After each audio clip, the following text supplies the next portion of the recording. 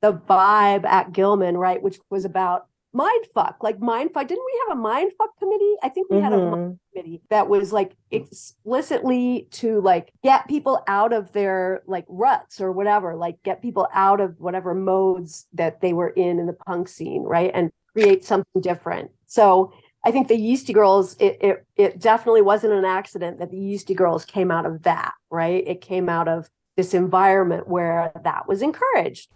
I'm Colin Burrows, and this is the Woodstein Media Podcast, episode 19. This podcast is produced on the lands of the Mississaugas of the Credit First Nation, Anishinaabe, and Odawa peoples. This episode is part 1 of 2, featuring the Yeastie Girlz, Cammie, Joyce, Jane, and Kate. The Yeastie Girlz formed in 1987 at the now infamous Gilman Street Project in Berkeley, California. Shortly after their impromptu debut, they ended up releasing a song on Maximum Rock and Roll's Turn It Around compilation and an EP on Lookout Records. Their sound differed from most of the music associated with either of those punk rock institutions. They weren't playing hardcore or gritty punk rock or the ska-infused sounds of Operation Ivy or the popular sounds Green Day made Lookout Records notorious for.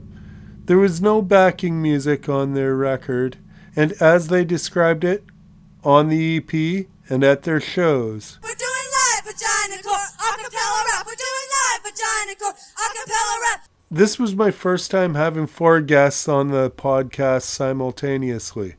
Perhaps it would be easier for listeners if it was video, but I think you'll be able to follow the action. The conversation was great, and it was packed with amazing stories, so I've split it into 2 episodes. This podcast and Woodstein Media are independently produced journalism that you can support through Patreon or by donating through PayPal at woodstein.ca. That's WOOD-STEIN.ca. Thanks for your interest and support. If you enjoy this podcast, you can support it by listening to more episodes and liking, sharing, subscribing, or reviewing them. This is very helpful and appreciated. Good morning, everybody. Morning. Good afternoon from New York. Oh, good afternoon. How thrilling to see everybody. Hi. Nice to meet you, Colin. Nice to meet you. I was just telling Jane how interesting it is for me because until YouTube, I was listening to your record and I never really knew what any of you looked like. It was all kind of long distance blind relationship kind of. But it always fascinated me. Your music or your raps always stood out from other stuff that I was listening to. So it was amazing. I think it's safe to say we're pretty original. I mean, in the punk scene. I think in the punk scene especially. Yeah. I never know what to call it. Is it our music? Is it our rap? Is it our words? You know. Yeah, there's this whole debate going on the internet and YouTube comments of like younger people saying no, this it's what do they call it? It's slam poetry. It's slam poetry. Oh. That's what it is. And it's like, it wasn't really. That wasn't a thing. I don't think that was even a thing in 1987. Some people decided it's slam poetry. Never heard of it. I think it might have been in certain circles. Like it might have been a thing already, but it's not people who were around then who were saying it. It's people who more recently discovered slam poetry who are then applying that lens to where we were. I mean, you know, because it doesn't really fit in, people don't know what to make of it. So they're just trying to find a label for it, but there really isn't, because we came out of the punk scene, but it wasn't punk music, but it was a punk vibe. Yeah. It was punk. Punk inspired for sure. Yeah. Yeah, it's safe to say we were all punks. Yeah, I mean, like from a I think- distance, it happened in one of those places that is now worshipped by punks around the globe because, oh, Gilman Street did this. And that's where you guys, the birth of it kind of happened because you had that fertile ground to do it in too, I think. Like, wouldn't have happened a lot of other places, I think. Right. Hmm. Are we Trying to see what in the people- interview now, by the way, or are we just chatting No, before the we interview? weren't. But Because I I feel think like there's once some- we start talking about all this stuff, we might as well be doing it in the interview. Yeah, that's what I was thinking too. But, like, I and want to see your wallpaper and I want to see your books. Wait. Sorry. No, it's Yes, okay. I can do it with my phone. okay, It's all happening. Thank you. all right. Now you're worried about being judged. I know. I'm like, Yeah. oh. I see direct too action there. Is embarrassing? that what I'm reading? Direct action, yeah. That's Okay, cool. okay. Thumbs up for direct action. I don't know the book, but concept. Okay, Sorry about that's that. good. No, What was- that's Sorry fine. about- I was already telling Jane, I found your record, the 7-inch, in a record store near my little town, and I bought it just because of the Lookout logo and the Buzzcocks cover. But when I got it home, it was way different than anything else I had listened to. But it resonated with me because I love ideas in music, and that's all there was. I mean, there was no guitar solos to get in the way or, you know, make it more palatable. So I kind of know this story from reading about it on your website, but I want to find out about how it got started. How did you start? I know you leaped up before Crimpshrine set, but can you tell me the story of how you started? Yeah. Jane, you want to start with that? I was going to suggest that you start, Cammie. But you tell it well. Well, I think that the story starts with Jane because Jane came up with the name. I don't know, what was the circumstances that you came up with the name originally? I don't know. I came up with the name and then it was just kind of percolating in my head. And then it came to life connecting with you guys at that show at Gilman, which was wasn't that like a 2-day barbecue basketball tournament show? I think it felt of like July. 2 days. It felt I like think 2 days, so. but it Yeah. was one whole day, vegan barbecue, whatever, a million bands. I think it was vegan and meat, right? Because wasn't it like the vegan team and the meat team played off in the basketball? Plus, you got to know for the Oh my basketball God. for the basketball tournament at Gilman, basketball at Gilman used. Do you know what 4-square balls are? Like they're super bouncy rubber balls. The red rubber, yeah. But they're really bouncy. So that's what we used. So no one would get hurt because the basketball hoop was inside the club. So it was like where everybody was like hanging out and moshing. So that was the ball that was used. And so people would come thinking they knew how to play basketball and they'd be like, you know, shooting these hoops and it just bounces right off because, you know, Yeah. like totally different. I don't So, even remember any of that part. yeah. At Well, so all. what's cool about that and how that connects to the Yeastie Girlz is just the vibe at Gilman, right? Which was about mindfuck. Didn't we have a mindfuck committee? I think we had a Mhm. committee that was like explicitly to like get people out of their like ruts or whatever, like get people out of whatever modes that they were in the punk scene, right? And create something different. So I think the Yeastie Girlz, it definitely wasn't an accident that the Yeastie Girlz came out of that, right? It came out of this environment where that was encouraged. Like it was encouraged to do different things. I used to hand out carrots at the shows, like randomly. I was like, go buy a bag of organic carrots and like hand out carrots to people and people would just be munching on carrots. It was like totally random, but it was also yeah. totally acceptable to be totally random. And it developed a culture of goofy punks. So the Yes. pits, not always. I mean, there were some intense pits, but when the goofy punks were in force, it was like the silliest mosh pits you've ever seen, with like people cuddling, like suddenly everyone would lie down and cuddle, or funny walks, or I mean, it was a really cool environment for creativity. And that's what we came out of, was this place where it was okay to be yourself and be weird, and like be even weird by punk standards, you know what I mean? Like we were not cool, we were nerds, we were punk nerds, and we were having fun.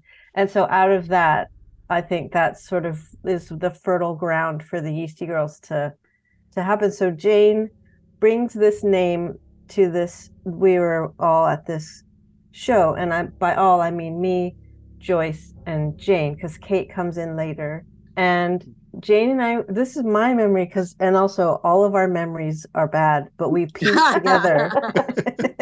Very bad, very bad. But we've managed to piece together stuff that one person remembers, the other one doesn't. And I remember this as me and Jane standing there, and she says, we should start a band called the Yeastie Girlz. And we were having a discussion probably about yeast infections, because that's what you do. And but also the Beastie Boys were suddenly just like so huge right then, and they were even being played at Gilman Street over the PA between bands and stuff, and their music was so misogynist. Like, it was stuff about rape and stuff about girls to clean my bathroom, and like, it was gross, right? Mm-hmm. And also, even though our scene was so cool, it also wasn't very how do I say this? I mean, I never felt threatened by the friends and punks there. Sometimes the assholes that would come, and be dicks in the mosh pit weren't necessarily from our Gilman scene, but there weren't very many women, and there certainly weren't very many women on stage. So it was kind of like worshiping the boys with their guitars on stage. And I think maybe, and girls, you can correct me, but it seems like a lot of times the women stood in the back. Yeah, for many reasons, but certainly because a lot of the times that mosh pit was kind of scary. So I don't think it stopped you, Joyce, did it? Maybe a little bit, but no, I enjoyed the mosh pit, but it was definitely macho. Yeah, depending on the bands, I think. Yeah, depending on the bands, but also I just want to say, like, that scene that Cammie described so beautifully of like nerdy punk and goofy pit and all of that. I mean, that was very intentional, because Gilman came out of a reaction to a very harder than hard scene with a lot of skinheads, including a lot of fascist skinheads and a lot of violence. And so Gilman was a reaction to that, right? But so here's the thing, that scene, that goofy scene, was still a male-dominated goofy scene. There was a male goofy energy that really dominated, which doesn't mean women weren't, welcome to do goofy stuff. Like, I handed out carrots or whatever, like, we could do stuff, but the energy was definitely this, like, very much teenage boys, who didn't know what to do with their energy and were basically like scared of girls, or like, didn't know how to interact with girls or whatever. So there was like a vibe of that. And I'm not saying it was everyone, but it was just a sort of general energy, was very much boy energy, even though it wasn't a macho energy necessarily most of the time, right? But there was still a very gendered element to it. So I think that was, and then I think, like, also, Cammie was saying around the Beastie Boys, so the name came out of that, and then I think a certain kind of flipping the script came out of that, of like this whole thing of like, okay, these, like, well, the Beastie Boys also came out of a punk scene, right? So they came out of a punk scene, and they did this like white boy rap thing, where even though in a way they didn't take themselves seriously, but they obviously were taking themselves seriously, because they took it to this whole other level and became really famous and really huge. And so we were kind of saying, like, that's bullshit, right? And we're making fun of that. At the same time, we were reacting to the thing in the punk scene. So I think both things were kind of happening simultaneously, that, the whole rap thing of like, there's a rap thing of like, oh yeah, I'm so tough and I'm so this and I'm so that, like a arrogance, right? That is, you know, sort of naturally a part of a lot of rap stuff. And the Beastie Boys kind of took that and played with it, you know, in a weird way. And we were like, all right, let's slip that and have it, you know, women doing that, but like with, you know, whatever we think is going to gross people out, you know. So it yeah. was like a reaction. Yeah, totally. It was like a reaction to my dick's so big. All of that stuff was so prevalent in the music then, maybe still now, but really prevalent then. And so we're like, okay, your dick's so big, my fucking ovaries will kick your ass, you know. But getting back to the story, so then Jane and I laughed about the name Yeastie Girlz, and then she runs off and sits in a corner and writes an actual song right there and then at this show. And then later, Joyce and I are standing around, and she comes up and goes, all right, you guys, I wrote this song. This is how I remember it. And let's get up on stage and sing it. And I remember being like, what? Oh my God. So we practiced it. Joyce, do you have any memory of this Oh my moment? God. I do remember.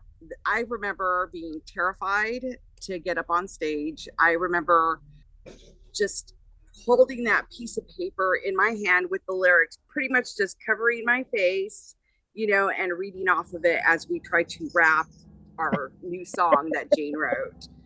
And it was invigorating. It was that first time up there, you know, having the guys just like freak out, boo and hiss at you, you know, but we stood our ground and we did it. And, you know, I think that for the most part, it was really well received, you know. It was a lot of fun, but yeah, it was super scary. So that was my memory of just being terrified up there, you know. So yeah, and we have a video of it, and watching the video is just hilarious because we were obviously terrified, but also it was Joyce, like what Joyce says, it was empowering and invigorating, because like finally we've taken the stage from the boys and they can't fucking handle it. Like, this is actually more punk than the punkest guys up here. Totally. Because suddenly the men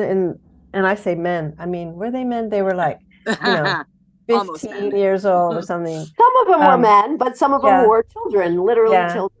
So. They you know, to suddenly hit on this thing of like, shit, we've just found something that's more punk than all of y'all combined, and you can't handle it. So wow, we got to double down. It scared the shit out of them. Us talking about our pussies and our yeast infections was terrifying. So for those of you who couldn't see that, Joyce just put 2 middle fingers up.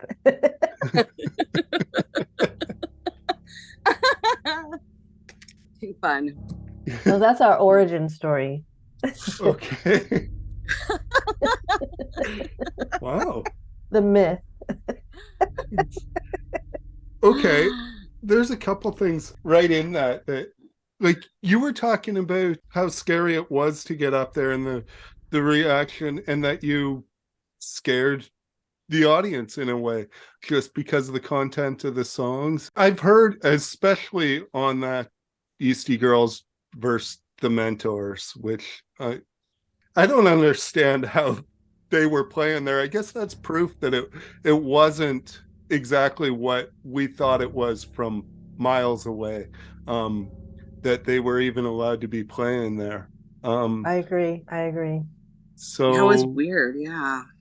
Yeah, the reaction from that audience, you can hear it on that recording. I hear it now and I'm terrified for you.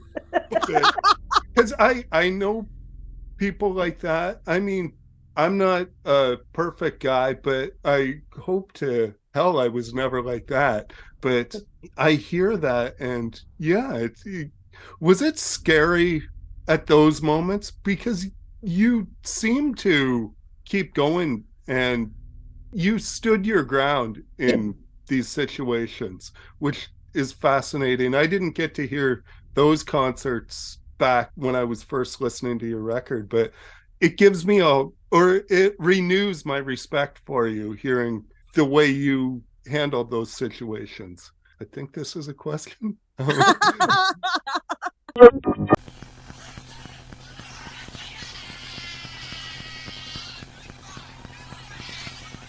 if you're lucky. Well, I was waiting at the bus stop the other day. I met a guy named Lolo. He's a major babe. But before I let my sloppy juices burst, there's something that I gotta say to him first. I say I wanna fuck you now, but first we better talk about a little piece of rubber that fits on your car. The only thing about fucking that makes me afraid is I don't wanna get pregnant. I don't wanna get AIDS. And those two reasons are enough for me. So I'm telling you to take responsibility. You say you used them once before but didn't like the way they felt. So put a lid on it, boy, right now or else. A lot of you guys have a problem right now. You just wanna get laid, but you don't know how. If you wanna change your look and change it fast, put a rubber on your dick without being asked. Unless you wanna sit at home masturbating, wear a rubber every time without complaining. It's your damn sperm juice that's solve the trouble. Put a lid on it, boy, on the double. There's a whole lot of ways to have sexual fun. The old in out is not the only one. You can kiss me, you can suck me, you can finger me too. But you better wear a rubber if you wanna screw. You know I wanna fuck you, babe, a whole lot more. If getting you to wear a rubber wasn't such a chore. We're tired of being the ones that have to say, put a lid on it, boy, or go away. You better learn to use them right and make no mistakes. So they're both of shit creek without a paddle in the break. Don't expect your mom and dad to show you how. It's time to start practicing. Right now, while I'm getting all excited and I'm ready to erupt. So whip it out, baby, and cover it up. Well, that's the end of this rap, and there's nothing else to do, so put a lid on it, boy, and let's screw. Hey, you, quit throwing shit up here, man.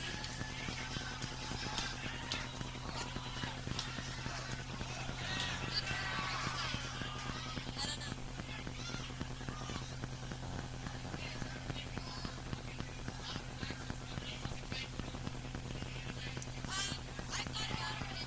Alright, this next song.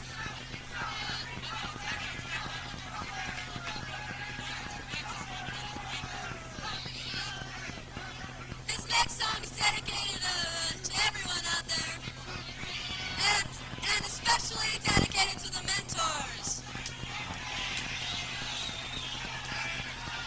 We figure maybe they haven't been getting laid enough and the sperm's backing up into their brain. We wrote this song for the mentors.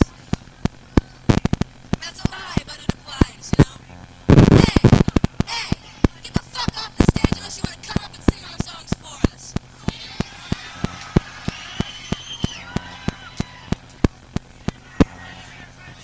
No, I didn't mean it. You know, you can have someone help to throw you out if you keep doing that. Yeah, thank you. That was God. Don't worry about it. And let me actually try and do something.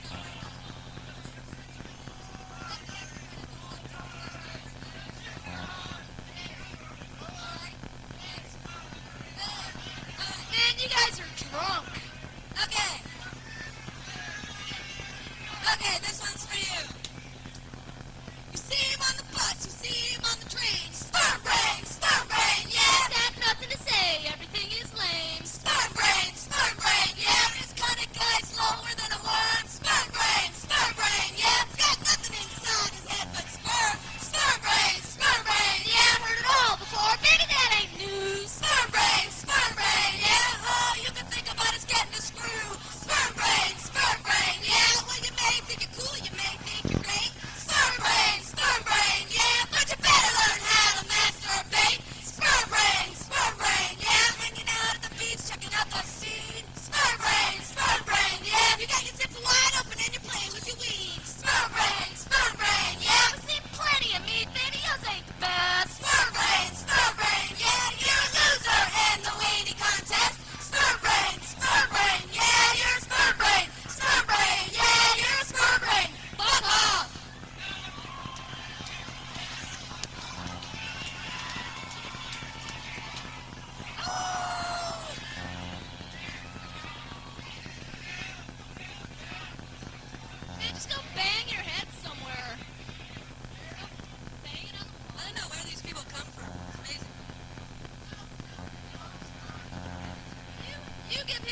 off and you guys will both be happy. How about that?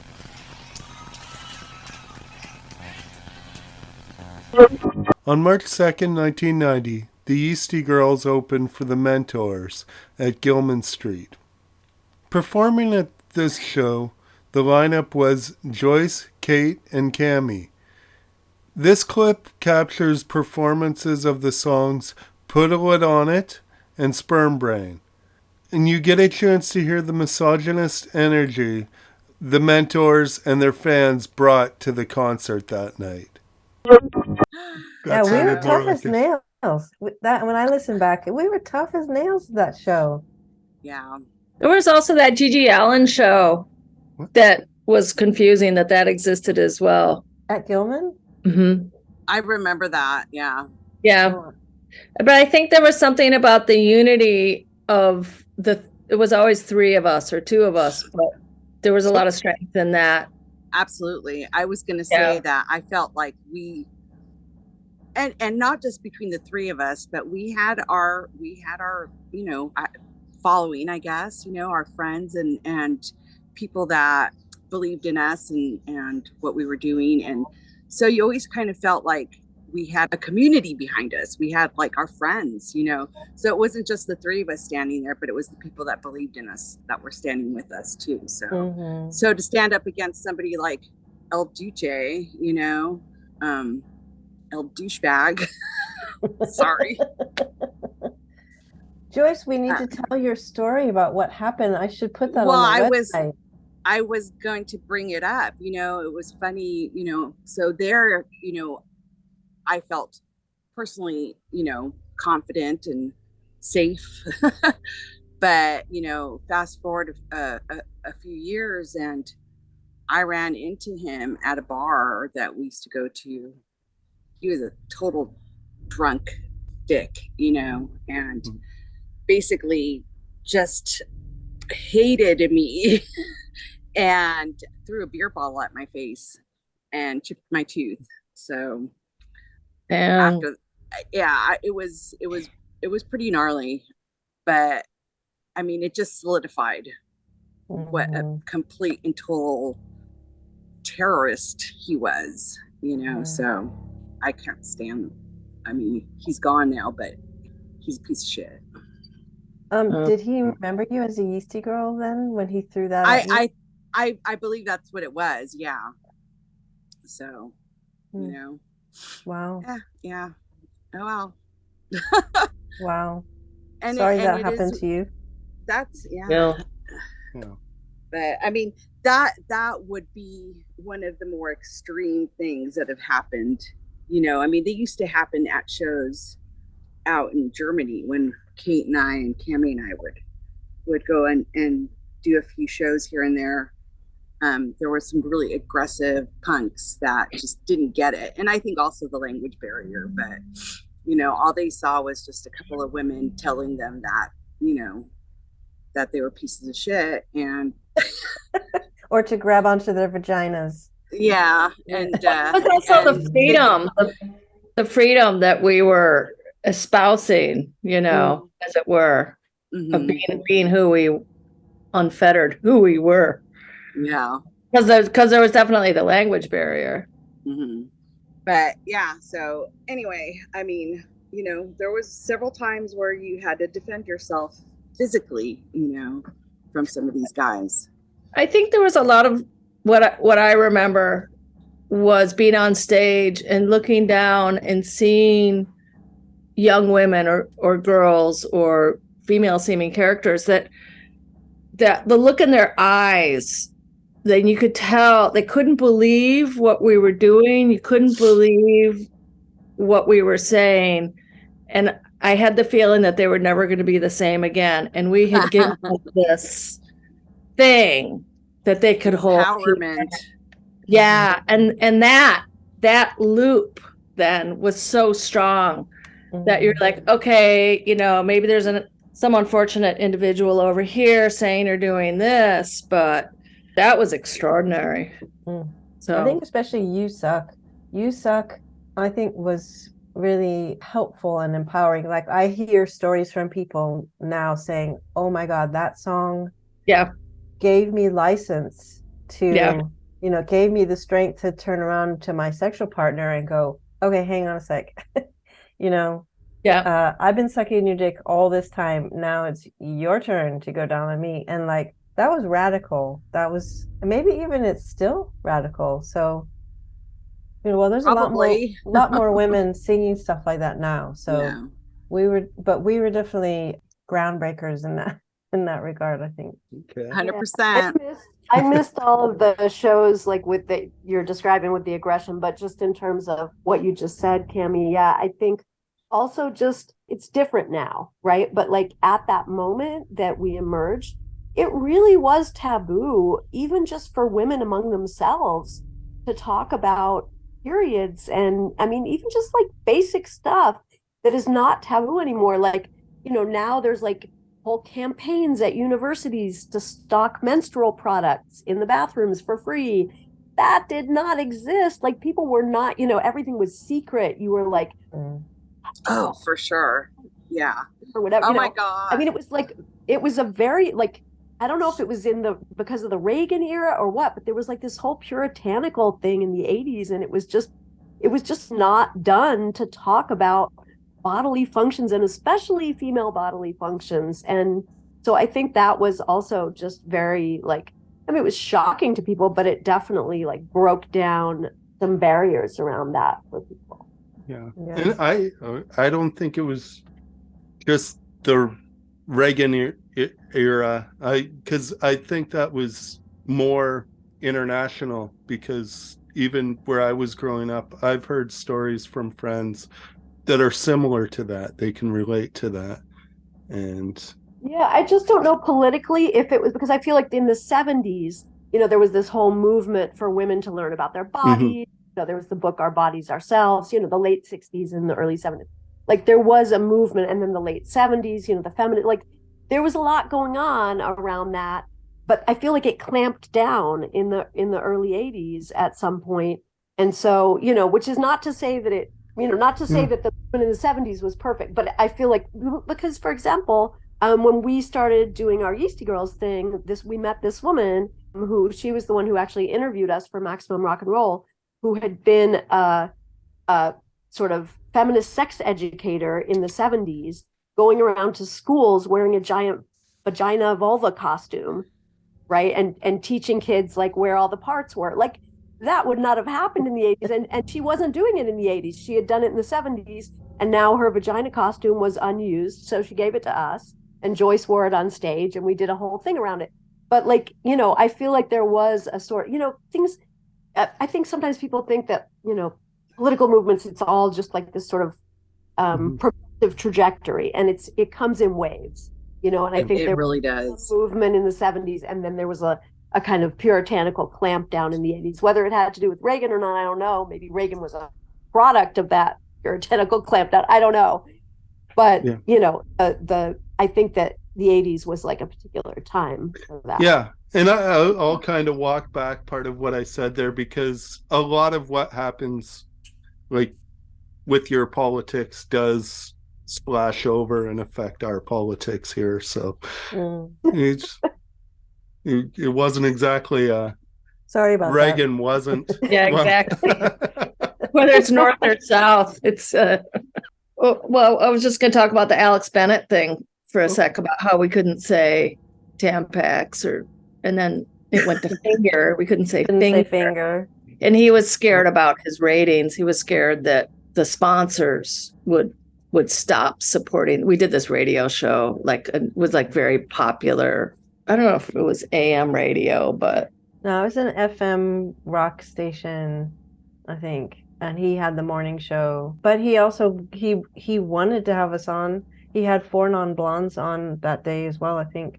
So he tried to be progressive, and yet he was terrified, and he kept hitting the button to, you know, erase things that we had just said, and finger, because it was a verb, was one of them.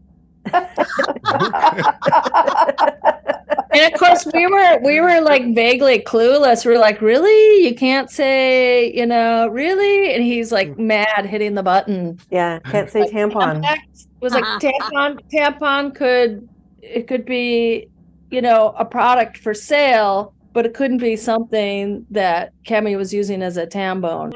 Before we do our last song, I wanted to share something with everybody. You have an applicator for a female hygiene device. Right. I can't say tampon? No. Oh. Okay, I won't.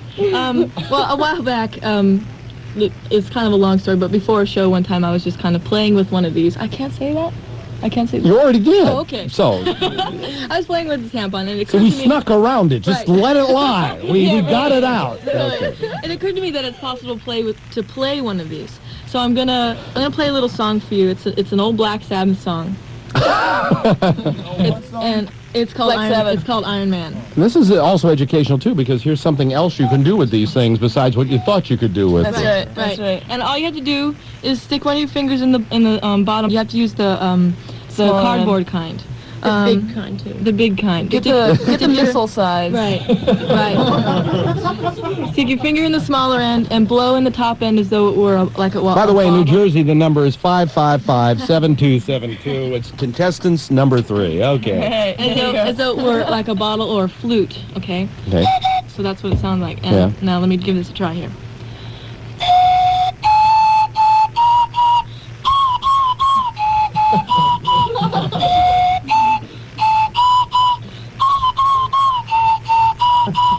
There you go. I mean, it was all we were so thoroughly confused by this that we just kept saying it. I go, like, really? You can't say it? Okay. So that was like a commercial radio station you were on? Yeah. Okay, I thought it was like a college radio station interview when I heard it. That puts that in a new light. Yeah, maybe I should put that on the website. Yeah. Wow. Do it, Cammie. Alex Bennett. Oh, yeah. Okay. You've talked about this a little bit, but as you started performing away from the Gilman scene, and we've already established, I guess, that the Gilman scene wasn't all it was cracked up to be in some ways. But was there more of the kind of sexism leveled at you? Like I read the story of Fresno you went to play that got in the was there more of that sort of reaction as you moved away from your home scene? Or Fresno was an extreme example, I think. I don't remember ever getting that kind of response. Do you guys I don't know if Fresno is sort of like a California farming town, and so going out there, was it with MDC? No, it was Capital Punishment. But Dave from MDC came with us. I think he rented the car. Oh, that's right. Yeah. Down there, because I remember driving. That's my main memory from that, is driving back, because everybody else fell asleep and I was driving back, and Dave MDC was trying to keep me awake by just rambling on and on and on and on about himself. And I love the guy. He's a lovely, sweet person, and he was a huge Yeastie Girlz fan. But I was dying. I was like, I am gonna fall asleep on Interstate 5 right now. And then we got pulled over by the cops, and I got a speeding ticket. I was doing 75 with the what do you call the autopilot thing? Oh, yeah.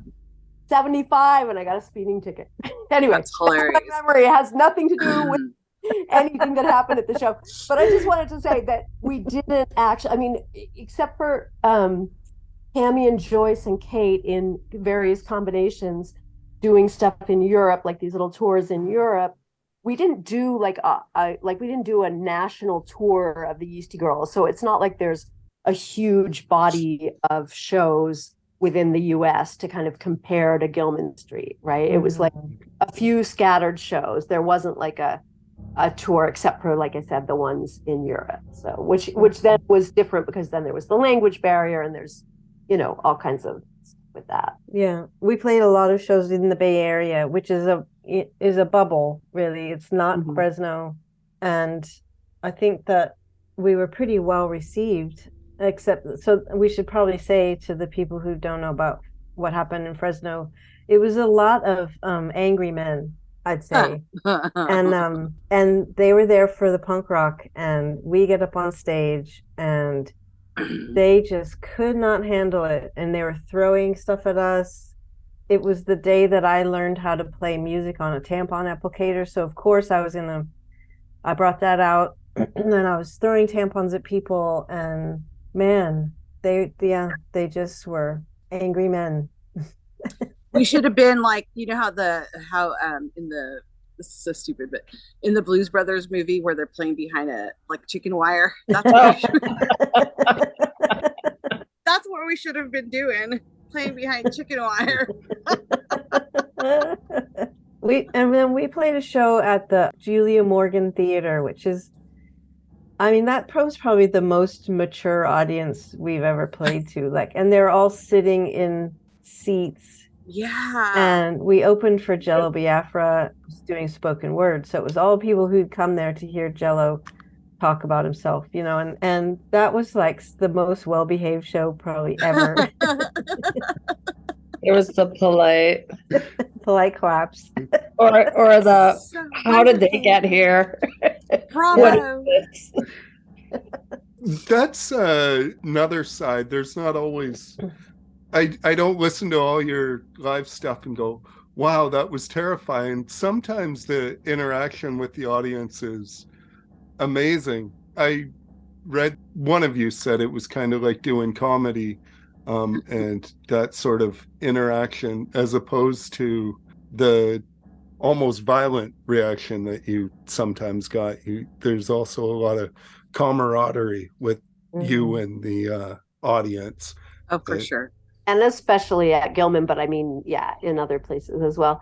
But yeah, I mean, so my favorite example of that, of what you're talking about, the interaction, is on the demo tape, which is where we did this breakdown version of the original Yeastie Girlz rap, where we kept interrupting each other and stopping. And like, you know, when we say, we put things in your, you know, so we'd say, oh, you know, we don't say thank you, and we don't say please. And then Joyce would be like, wait, I do say please, you know. So we were like doing this whole, like, that was kind of like a comedy routine, although we didn't think of it that way when we were doing it. It was just anything to do. But then when we got to the part where we put things in our vaginas that you wouldn't believe, and we were like, oh, well, that's true. And then somehow we started getting people to just shout out from the audience things that they put in their vaginas. We added, oh my God, that was so asshole, funny. Right. And so then all kinds of people shouting out things that they put in their vaginas and assholes. If anybody had stopped for a second to think, do I really want everyone, 200 plus people in this room, to know what I'm putting in my vagina when I masturbate, they would have been like, no way, no, I don't want that. But it was like this energy in the moment that we just, you know, and it wasn't planned. It wasn't like we didn't think like this is what's going to happen. It was just like, it just happened in the moment, and everybody's shouting stuff out. Todd from Bitch Fight is like, drumsticks, and Cammie's like, oh, Todd from Bitch Fight, drumsticks, and you can hear it all on the tape. It's pretty amazing to me. You know, that was definitely I think a highlight of what the Yeastie Girlz was capable of. All right, here we go. This is our last one. It may sound familiar at first, but it's not. Yeah. We're the Yeastie Girlz, and we got yeast power. We don't shave our armpits, and we don't shower. I took a shower yesterday. I took one today. I shaved my armpits yesterday. Yeah. Oh my God! Wait, no. Hold on. Oh my God! It's true. I'm so embarrassed. But I took a shower yesterday. All right. I'm sorry. Forget about that. Okay, yeah. Let's just go on with the song. Okay, forget it. We don't say thank you, and we don't say please. I just can't honestly say that that's true. I always say thank you. I always say we said thank you in the last song. We just said thank you just a minute ago. Okay, so that's a lie too. Okay, forget it. What's the next line? We put things in our vaginas that you wouldn't believe. Okay, that's true. Yeah, this is very true. Here, do we have any stories here? What's the most amazing thing you've ever put in your vagina? Carrots. All right, carrots. I'll vouch for that. Cucumbers. Cucumbers are great. Okay, anything else? And cigars. Woo! Whoa, Lydia. Yeast power. Anything else here? Any other? Squid. Ooh, that sounds good. Live or dead? Ooh, a live cooked squid. or raw? Anything else? Rita. Buick. Yeah. Walter has put a vagina in his Buick. I mean, no wait. Isn't that what you said?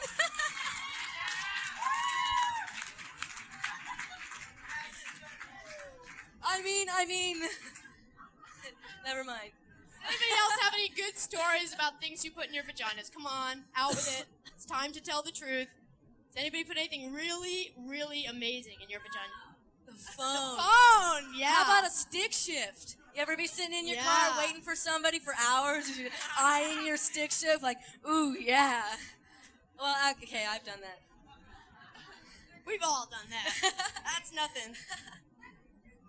Electric toothbrush. That's a good one. How's that for improvising on a vibrator? Sounds good. Drumsticks. Woo! Yeah. From Bitch Fight. How From many Bitch at a Fight. time? How many can you put in your vagina? 12 at a time. Woo! A dozen. Give her a A dozen hand. drums. Woo! 1 dozen. What size drumsticks? Okay, up your asses. what have What's you the put most up your amazing butts? thing? Living in Washington, D.C., and I did it with a carrot, and it went in the middle of Pennsylvania Avenue near my house. Threw it out, almost hit a car. All right. All right. Good True story. confessions right here. Does anybody else have any good up your ass stories?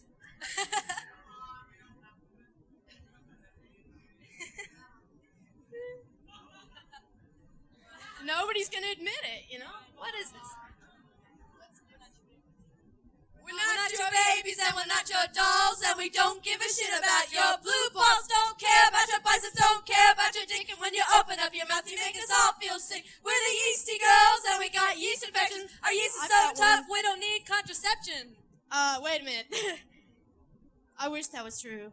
Well, yeah. It's not. I mean, if my yeast was, oh man, that'd be great if I didn't have to use It would almost be worth My having a yeast yeast was- infection. Yeah. Almost. Yeah, if Almost. you didn't have to The pain is hassle with not the quite pill, it. you didn't have to hassle with How many the people have yeast diaphragm. infections right now? Raise Come your on. hand if you have a yeast There's one in the infection. back. All right. Lydia, All right. Lydia Lydia has one. actually has one. All right. Thank Walter, God. Walter. Isn't it He's fun? got one. He's Mhm. got one. Great. Yeah, he Good always has job. one. It's true. We're happy and we're proud to be women, don't you know? So if it grosses you out, just get the hell up and go. We're the Yeastie Girlz, and we got to in the land because we are the very first of the Vaginacore bands. Except, wait, well, there's Fright Wig. Fright Wig. And there's the Art Sluts. the Art Sluts. The Mud They were Women. first. All They, those they, bands. they were all before us. What other They're all bands? There's- Vaginacore. Oh, inflatable boy Slits. clowns. Slits. How could we forget the Slits. Slits? Yeah. J.G. Noir. Supremes. The Wait a minute. Go-Go's. Madonna. No, well, I don't know. Yeah, baby. I don't know if we should let her in the club. I don't know. I don't know. She's pretty cute. Huh? The Mentors. I don't. They're a different Wait a kind minute. of Wait a vaginacore. minute. Wait a minute. Wait a minute. Different kind of vaginacore altogether.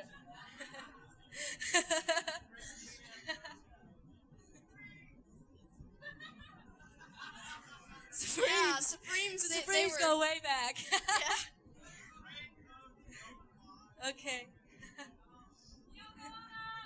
Yoko. Anyways, So if you want to join us, gotta do one thing. Just grab onto your vagina. Wait.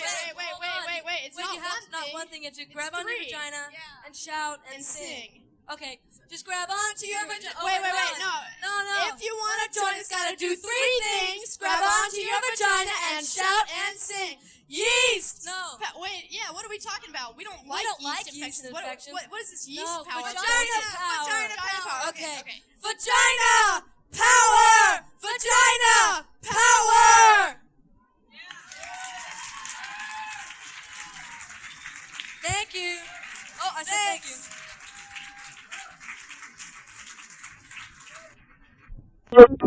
From their demo cassette, that was Yeast Power Confessions, recorded live at Gilman Street in November 1987, with lots of input from the audience. And then on the total other. Go ahead. Sorry, I was just gonna say. Also, No. everybody wasn't standing there with their cell phone recording everything, so there was a freedom to be yourself and to be authentic and to not overthink, triple think, quadruple think. Oh my god! my God, oh my God, what will the future say of this? We were very much in the moment, and it was hilarious. It was also, Yeah, and I think, go ahead. Go ahead. No, go ahead. Oh, that was it. No, I just love what you said about the cell phones, because not only, like, the point you're making is nobody had to worry about this is going to be posted later and people are going to see it, but also, you know, there's a way in which the cell phone really acts as a barrier between the person observing and, you know, so it's an observation. You're observing. You're not participating when you're filming. Yeah. You know, just the action of putting your phone up like that, all of a sudden you're observing, not participating. And it's just a very different mode. And a lot of times you go to shows now and it's like everybody's there with their phone. And yeah, they're not participating in the same way. So yeah, no, I think that's a really great point, Kate. I mean, sometimes people were sitting there with a little handheld recording device, but that's very different than the phone.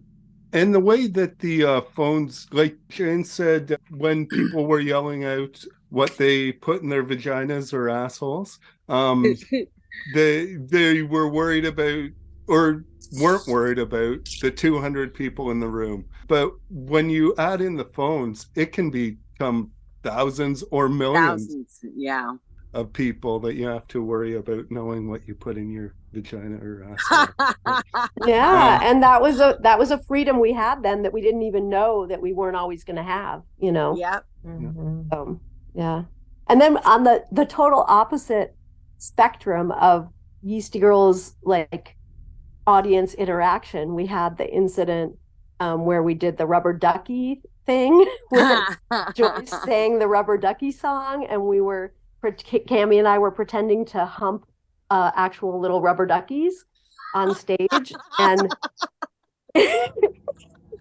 when we finished that, there was absolute silence. Like, nobody knew what to think about that. It was just like, what just happened? My God. I think everyone was absolutely paralyzed.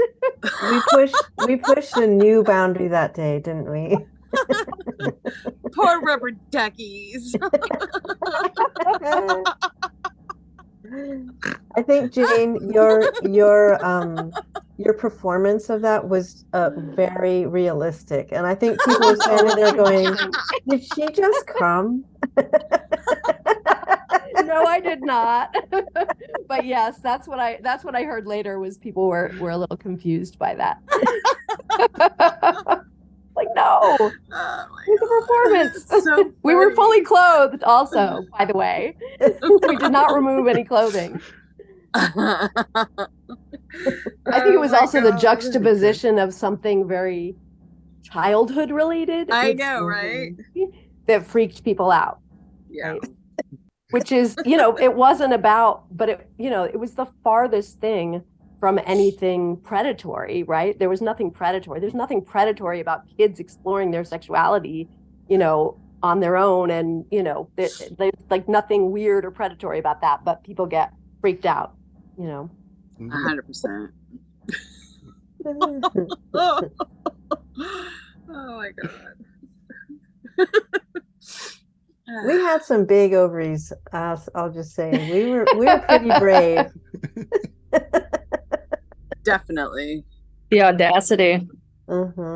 Yeah, and I think that I don't remember which one was which. I know that those two that we just described were at Gilman, but also at Gilman, I don't know which one of these it was where we did that. We created the whole doorway where we took these pieces of foam and covered them in pink fabric and like fake fur, and so we made it so you had to push your way through basically a vulva to get into Gilman Street. So that was, you know, we actually brought like a tactile arts component to our performance for that show, and that was fun too. Yeah. All right. Yeah. So Colin, I'm rethinking why you're talking to us now. Definitely not. I have absolutely no regrets about arranging this interview. And there are plenty more Yeastie Girlz tales to come in the next episode. So stay tuned to hear about their collaboration with Consolidated, which turned one of their songs, You Suck, into a dance club hit, and it even caught the ears of someone in the Aerosmith camp, and they used it to pump up audiences before concerts on their 1994 tour. You'll also hear the story of a less legit collaboration that has had the positive effect of reuniting the band and all kinds of other cool shit. Thanks for listening to part 1, and thanks to Kate, Jane, Cammie, and Joyce for the interview. Check out the description wherever you are listening to this for links to find out more about the Yeastie Girlz. They have launched an awesome website, and you can get totally up to date there. And they also encourage communicating with them in the old school style of snail mail. Kate, can you read out the P.O. box? Okay, Yeastie Girlz, that's with a Z. P.O. Box 40788, San Francisco, California, 94140, USA. When I was hanging out at Gilman Street the other day, I met a zine editor, he's a major babe. But before I let my sloppy juices burst, there's something that I gotta say to him first. I say I wanna fuck you now, but first we better talk About a little piece of rubber that fits on your cock. The only thing about fucking that makes me afraid is I don't wanna get pregnant, I don't wanna get AIDS. And those two reasons are enough for me. So I'm telling you to take responsibility. You say you used them once before and didn't like the way they felt, But put a lid on it, boy, right now or else. A lot of you guys have a problem right now. You just want to get laid and you don't know how. Well, if you want to change your luck and change it fast, put a rubber on your dick without being asked. Unless you want to sit at home masturbating. Wear rubber every time without complaining. It's your damn sperm juice that causes all the trouble. Put a lid on it, boy.